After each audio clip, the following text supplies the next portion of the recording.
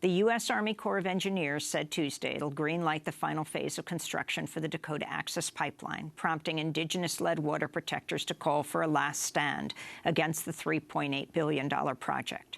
In a letter to Congress, Acting Army Secretary Robert Speer said the Corps will cancel an environmental impact study of the Dakota Access Pipeline and will grant an easement today, allowing Energy Transfer Partners to drill under Lake Wahe on the Missouri River.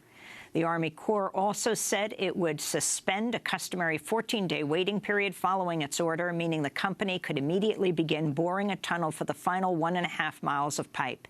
In response, the Standing Rock Sioux tribe promised a legal fight. Tribal Chair Dave Archambault said in a statement, quote, "As Native peoples, we've been knocked down again, but we'll get up. We will rise above the greed and corruption that has plagued our people since first contact. We'll call on the Native nations of the United States to stand together, unite, and fight back," unquote. Dave Archambault is asking allies to protest at state capitals and at a march on Washington on March 10th.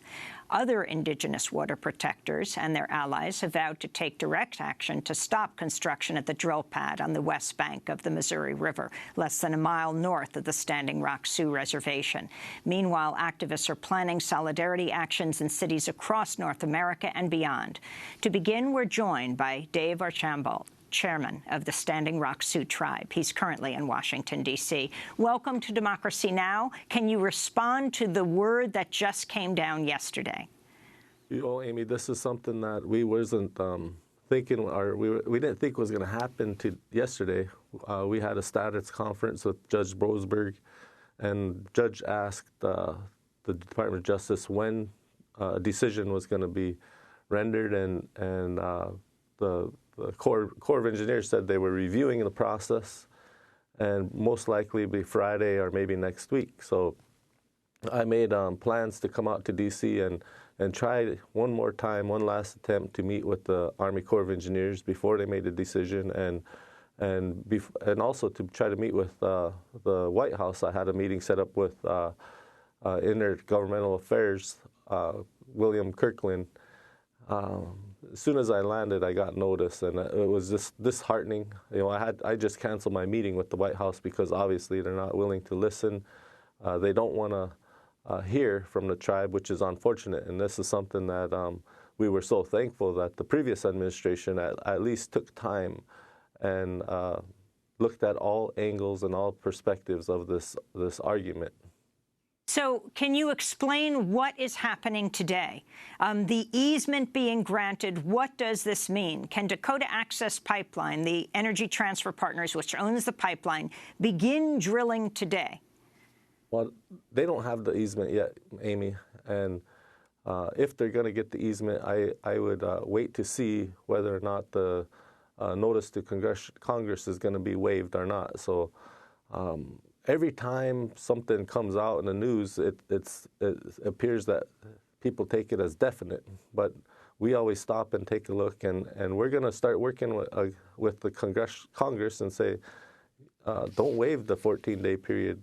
Give us time to inform Congress of what's going on and what has happened. And what's happening is our treaty rights are violated, our human rights are violated, our legal law, the laws are being violated, the federal laws are being violated, and this is just a complete disregard for the environment, for what keeps people safe, and it's just unfortunate, sad, but we need to get that out there. We need to be heard by decision makers, and it seems like the process is trying to expedite and facilitate something that's unlawful. So in the letter, your letter of the Standing Rock Tribe, it says, next step for tribe and allies, the tribe will challenge any easement decision on the grounds that the environmental impact statement was wrongfully terminated. So President Obama said that the environmental impact statement should be done and talked about the possibility of rerouting. This whole process has now been canceled. There will be no environmental impact statement? Yeah, see, what we were asking for was what would the impact be to our nation if there was an oil spill? And that's what the environmental impact statement would do, is how is it going to impact our people, our culture, our heritage, and that was never looked at. And environmental assessment does not look at that when it comes to Indigenous people and the encroachment to Indigenous people's rights. So we have been asking for that, and for once, this government said, okay, let's pump on the brakes and let's do an environmental impact statement and see what the study shows. How will it impact tribal lands, treaty rights, human rights, the environment for this nation? What will that do to them? So it was a progress for something that we've been asking for, and for the administration, or not even the administration, for the federal government to say, we're going to do this, and then come back and say, we're not going to do this because of Donald Trump. And Donald Trump is being, he's a puppet. I would say he's a puppet because the Koch brothers are running this country now. They feed all of Congress, not all, the majority of Congress, and this president is taking direction from corporate America, from the Koch brothers, and it's something that this country has to start to realize, and it falls in line with all the other executive orders that he's given. And so there's going to be a trend here, and we've seen it in the first 2 weeks. It started, and I don't think any leader of a nation should make decisions without hearing all perspectives. And that if you're not doing that, you're surrogate, and you're going to base your decision off of who's telling you what to do. You haven't spoken with the Trump administration? No, I haven't. And I set up a meeting for today just to meet with Intergovernmental Affairs. We've been trying ever since the election, and no one would listen to it. No one will meet with us. Finally, we got a meeting. It was scheduled for Monday this week, and then it got pushed to today. So I came in to get this meeting done and let them hear our side, and why are we standing up against this pipeline? What is the root cause? And it's important for you as a decision maker to understand why there is a movement, why we are standing up, so you can respond. But they canceled it never this. happened. Last year, Energy Transfer Partners CEO Kelsey Warren predicted the pipeline will go forward under a Trump administration. This is Warren speaking in November to Mark Albert of CBS News.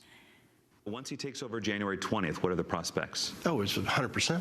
100% that the easement gets granted and the pipeline gets built. Have you spoken to Donald Trump about the pipeline? I've never met the man. You've never met him? No. But he's invested in you, and you're invested in him.